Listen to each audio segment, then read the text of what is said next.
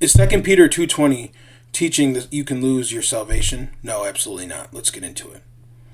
After they have escaped the pollutions of the world, through the knowledge of the Lord and Savior Jesus Christ, they are again entangled therein and overcome. The later end is worse for them than the beginning. For it had been better for them not to have known the way of righteousness than after they have known it, to turn from their holy commandment delivered to them. Let's see what this is saying. Let's get some context.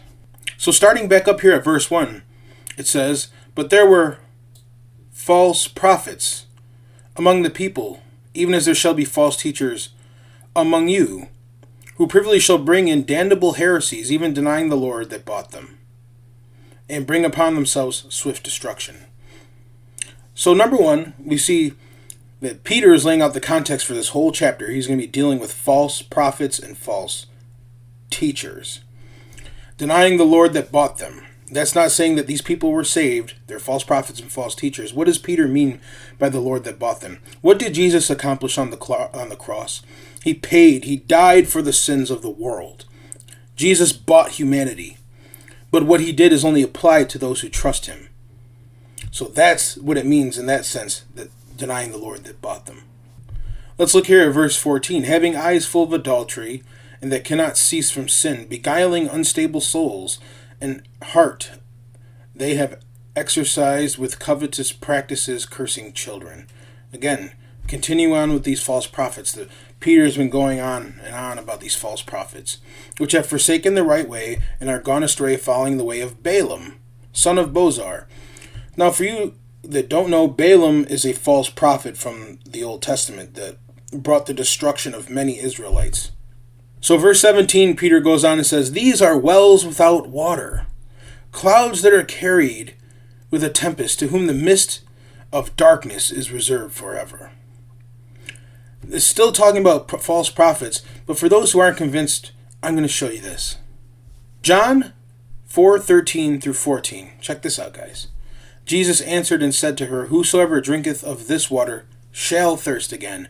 But whosoever drinketh of the water that I shall give him shall never thirst.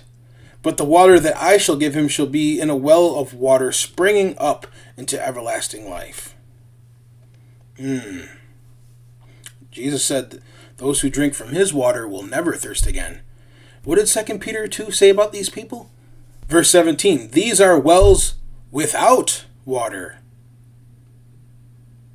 Doesn't sound like people who are saved to me.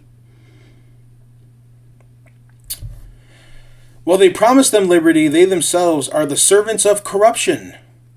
People who aren't saved. These are false prophets and false teachers. So, back to verse 20. "For if they have escaped the pollutions of this world through the knowledge of the Lord and Savior Jesus Christ, they are again entangled therein and overcome. The later end is worse for them than the beginning. It had been better for them to have not known the way of righteousness, than after they have known it, to turn from the holy commandment delivered to them. But it has happened to them according to the true proverb, the dog is turned to his own vomit again." So, let's deal with verse 20. "If they have escaped the pollutions of the world through the knowledge of the Lord and Savior Jesus Christ." So these are false prophets. These are people who know what the real gospel is, but they have chosen to reject it, and instead they want to spread heresies. And it says, "If they are again entangled therein and overcome, the later end is worse for them than the beginning." Why? Stricter judgment is coming for those who had knowledge of the gospel, who Jesus is and what he accomplished. But instead of believing and trusting in him, they chose to reject that. There is a more severe punishment coming for those people. And just to prove my point, I'm going to read this passage to you from Matthew chapter 10, starting at verse 14. "And whosoever shall not receive you, nor hear your words, when you all depart out of their house or city, shake the dust off your feet. Verily I say unto you, it shall be more tolerable for the land of Sodom and Gomorrah in the day of judgment than for that city."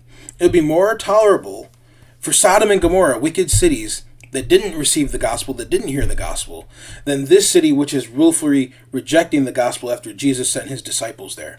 So I stand by my point. There's a stricter judgment. 22, "But it's happened to them according to the true proverb, the dog is turned to its own vomit again." Where in the Bible are the children of God ever referred to as dogs? You won't find a verse. This whole chapter is obviously talking about false prophets and false teachers.